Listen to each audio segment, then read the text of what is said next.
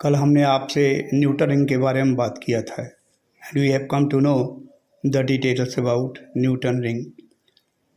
कुछ लड़कों ने ये प्रश्न पूछा है कि एक जो रिलेशन वहाँ नहीं दिया हुआ था जिसको हमने एज्यूम कर दिया था, तो how to get a relation between R is the radius of the ring, either circular ring of dark nature or circular ring of bright circular ring हो चाहे डार्क सर्कुलर रिंग हो, उसका रेडियस है are.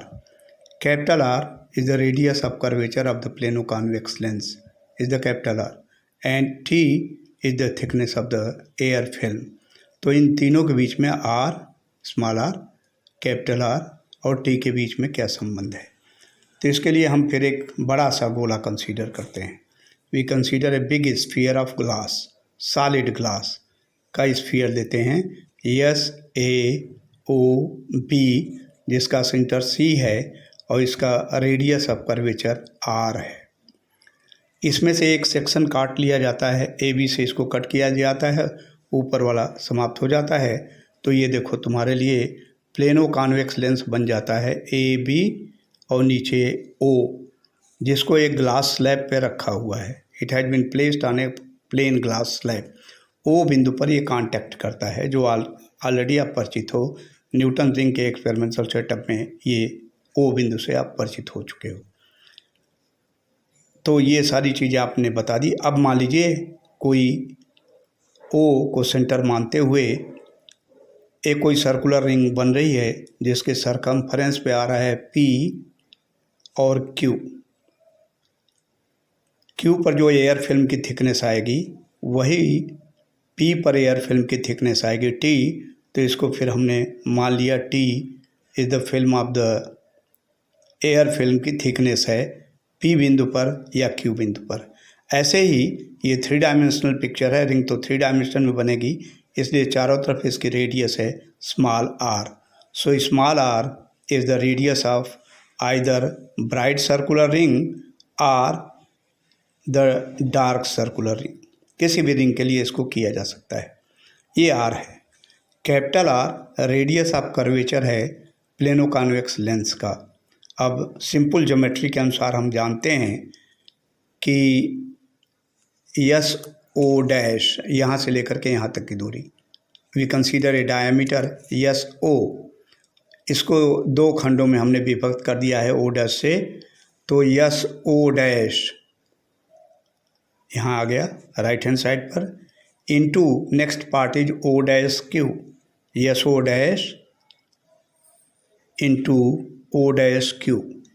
ठीक, yes, मैं फिर से बता दूँ, S O dash into O dash Q on the right hand side and on the left hand side we have P Q dash into Q dash Q.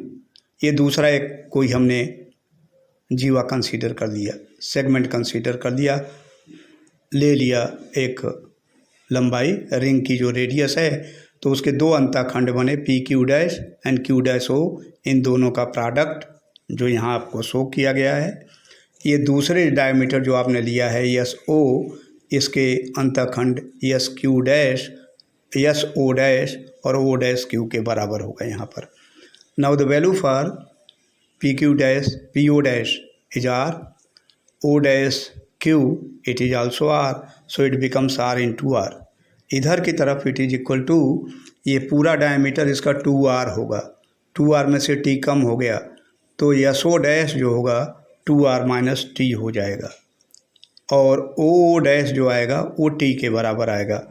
तो देखो ये फिर आ गया PO dash is R, O dash R, O dash Q it is R, SO dash is 2R minus T into O dash Q it is T।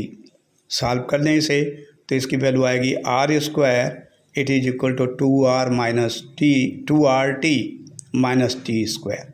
यह एक expression प्राप्त हो जाएगा जो सिंपल ज्योमेट्री से किया जा सकता है। ये एक प्रमेय होती है जिसको आपने हाई स्कूल में ही कर रखा होगा कि सेंटर की 2 यदि कोई भी लें, उनके अंतःखंडों का गुणनफल आपस में बराबर होता है। इसी प्रमेय को, इसी थियरम को हम लोगों ने यूज किया है and we get R square it is equal to 2RT minus T square. ठीक। Now T is the thickness of the air film. T is the thickness of the air film either at P or at Q। और ये thickness of the air film बहुत बहुत कम है, is very very small, और very very small है। इसका T square करेंगे तो और छोटा हो जाएगा एंड इतना छोटा हो जाएगा that can be neglected in comparison to 2RT। So we get actually T square is very very less than 2RT, और इसलिए टी स्क्वायर को छोड़ा जा सकता है। क्यों छोड़ा जा सकता है मैं फिर बता दूं। T is the thickness of the air film which is very very small. Square करेंगे तो और छोटा हो जाएगा, that can be dropped in comparison to 2RT। So we get from this expression R square is equal to 2RT। यह expression हमको प्राप्त हो जाता है। या फिर thickness of the air film T, यहाँ जो दिखाया गया है टी पी पर या फिर क्यू पर, the value for T will be equal to R square by 2R। इसी इक्वेशन का हम उपयोग किया गया है। क्या फ़ायदा है इसको करने से?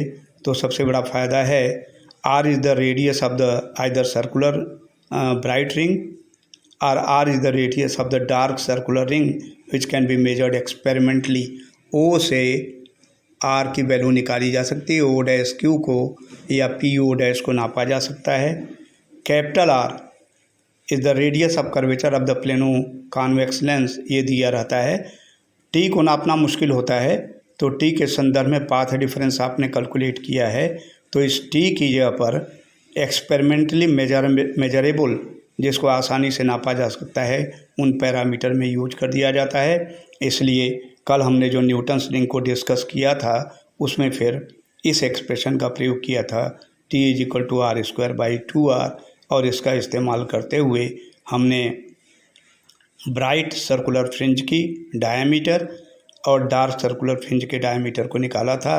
और फिर हम न्यूटन्स रिंग के और डिटेल को आज के जो क्लास होंगे जूम क्लास उसमें एक्सप्लेन करूँगा। Thank you.